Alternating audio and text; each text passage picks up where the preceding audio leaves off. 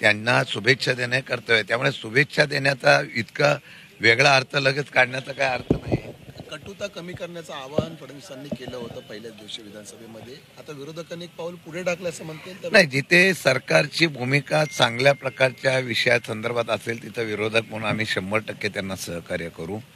परंतु जिथं सरकारची भूमिका चुकीची असेल, महाराष्ट्राच्या हिताची नसेल, तिथं विरोधक म्हणून आम्ही आक्रमक राहू. अशा प्रकारचा निर्णय. शेवटी सभागृह चाललं पाहिजे, लोकांचे प्रश्न सुटले पाहिजे म्हणून मुख्यमंत्र्यांनी आणि त्यांच्या उपमुख्यमंत्र्यांनी जे आव्हान केलं त्याला आमचा प्रतिसाद राहील. परंतु तो प्रतिसाद देत असताना त्यांनी सुद्धा तशाच प्रकारचं वातावरण निर्मिती करणं गरजेचं आहे. त्यांनी सुडाचं राजकारण करू नये अशी अपेक्षा आहे. सभापती पदासाठी राम शिंदे आज अर्ज दाखल करतायत. महाविकास आघाडीकडून कोणी उमेदवारी भरणार? आता आम्ही बसणार आहोत सगळेजण आणि आम्ही बसून मग त्याच्यावर चर्चा करणार आहोत. आता विरोधी पक्ष नेत्यांकडे आम्ही बसून मग सभापतीच्या निवडणुकीत काय करायचं याच्याबद्दल निर्णय घेणार आहोत. दादांचा मूड कसा होता काल परवा सभागृहात दिसले नाहीत विधानभवनातले? तब्येतीमध्ये जरा थोडा चेहऱ्यावर त्या तब्येतीच्या बाबतीमध्ये परिणाम दिसत होता आणि मला वाटतं की त्या तब्येत पहिलं उत्तर तर पूर्ण करू दे त्यांना. त्यामुळे ते मला वाटत नाही की तसा राजकीय वगैरे आजार वगैरे असेल, पण निश्चितपणाने त्यांचा आजार आहे असं चेहऱ्यावर दिसून येत आहे. तर हा राजकीय आजार म्हणायचा का? कारण की बरेच जण नाराज दिसत आहेत.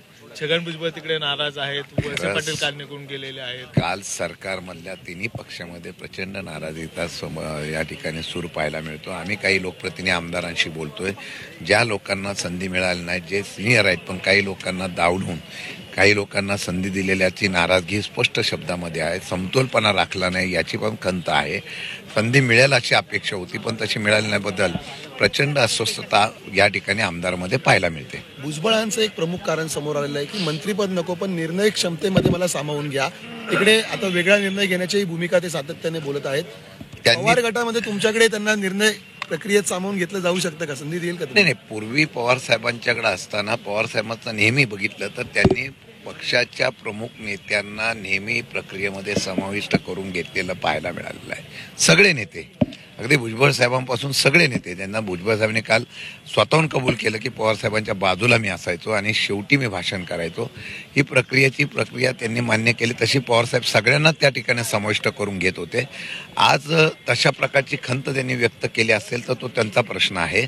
परंतु अशी कुठल्याही प्रकारची चर्चा सध्याच्या परिस्थितीमध्ये आदरणीय शरदचंद्रजी पवार साहेबांच्याकडे कुठली नाही असं मला वाटतं. ते तिघजण जे आहेत, प्रफुल्ल पटेल असेल, सुनील तटकरे असतील आणि अजितदादा, हे तिघजण पक्ष चालवतात अशा पद्धतीचे देखील आरोप होत आहेत. म्हणून कुठेतरी ही नाराजी दिसून येते का? हा विषय त्या पक्षाचा आणि त्यांच्या नेत्यांचा आहे.